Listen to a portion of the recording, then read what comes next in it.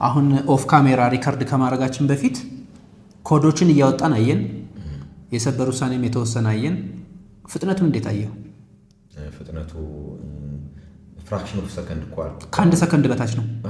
እኔ ቪዲዮ ተሰራ ምናልባት የሰከንድ አንድ 25ኛ ምናምን ነው በሰከንዶች ውስጥ ራሱ ነው። ክሊክ ሳደርገው ወጥቷል።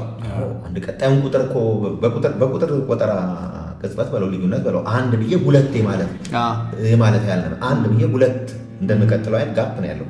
ባይዘው ወይ እንደዚህ ማወራው ለምንድን ነው መሰለህ ኃይሌ፣ በመጀመሪያ ደረጃ ሌጋል ቴክን አይተኸው እንደዚህ አይነት ዊትነስ ስለሰጠህልኝ ለእኔ በጣም ነው ደስ የሚለኝ፣ በጣም ነው የማመሰግነው።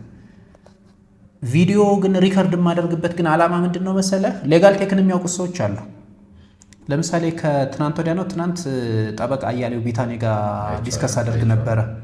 እኔ አልጠየቅኩትም፣ ስለ ሌጋል ቴክ አልጠየቅኩትም። ባይዘው ወይ ሌላ ወሬ እያወራን እያለ እሱ ስለ ሌጋል ቴክ ግን በድንገት ነው ሀሳብ የሰጠው። የሚያውቁት ሰዎች በሱ ልክ ያውቁታል።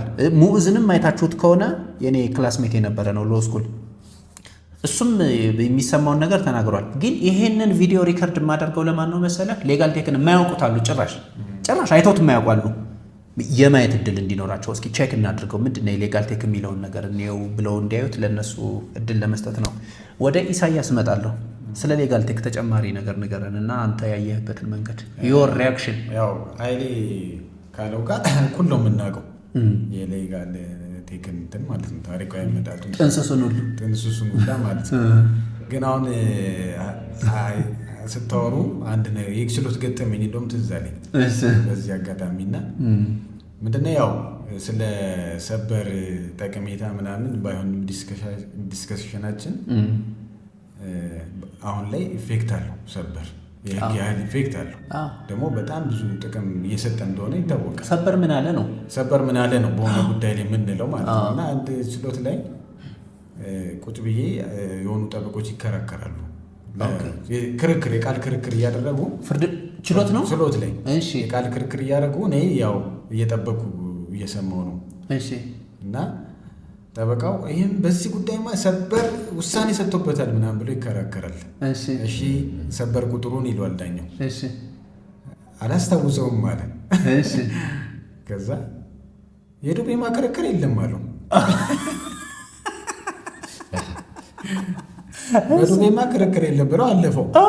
አሁን ትዝ አለኝ ምንድነው ሰውየው የሚፈልጉትን እንትን አሁን በአንተ ሌጋል ቴክ በዛች እንትን በቅጽበት ላይ ማውጣት ይችሉ ነበር በሰከንድ በችሎት ላይ እዛም ላለ ለሌላም ጠበቃ ይህን ሲሰማ የዱቤ ክርክር እንደሌለ ሲያውቅ በዚህ ሌጋል አፕ አማካኝነት የሚፈልጋቸውን የሰበር ውሳኔዎች በዳኛው ለማቅረብ አይቸገርም የሚለውን የጠቀሜታውን ያረት ልክ ነህ።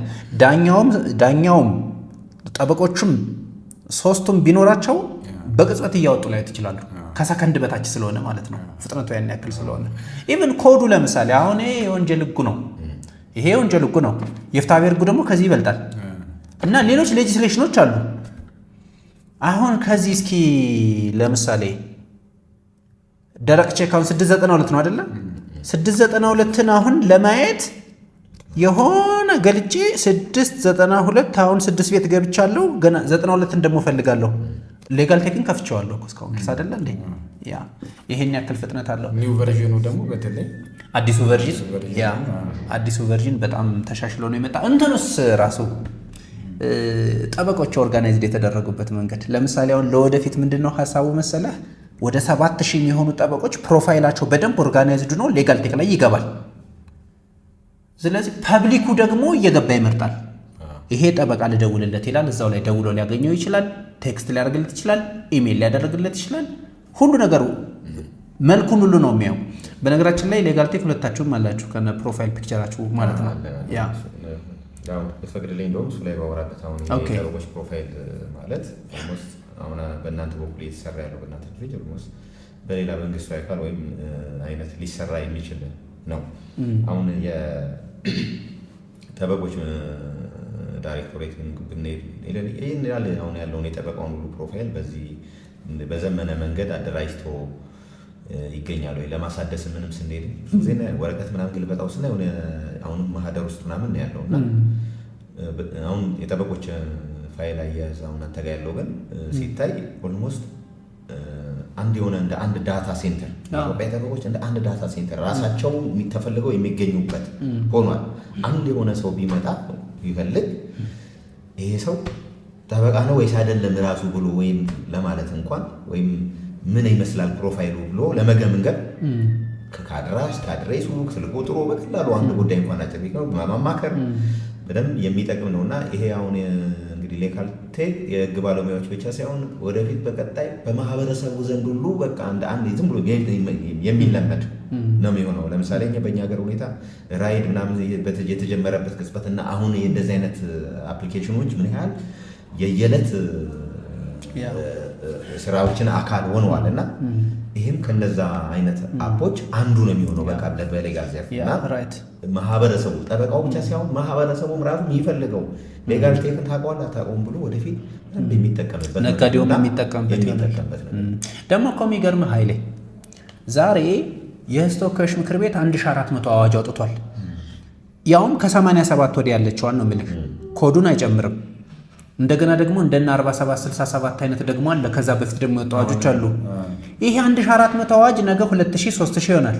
የሰበር ውሳኔው ደግሞ 18000 20000 30000 50 100000 ይገባል። ነገ እኮ ውሳኔዎች በወረቀት እንዴት አድርገህ ማኔጅ ታደርገዋለህ? ያን ጊዜ በጣም አስቸጋሪ እኮ ነው የሚሆነው። ይሄኛው ግን በጣም ኤፊሺየንሲ ይጨምራል።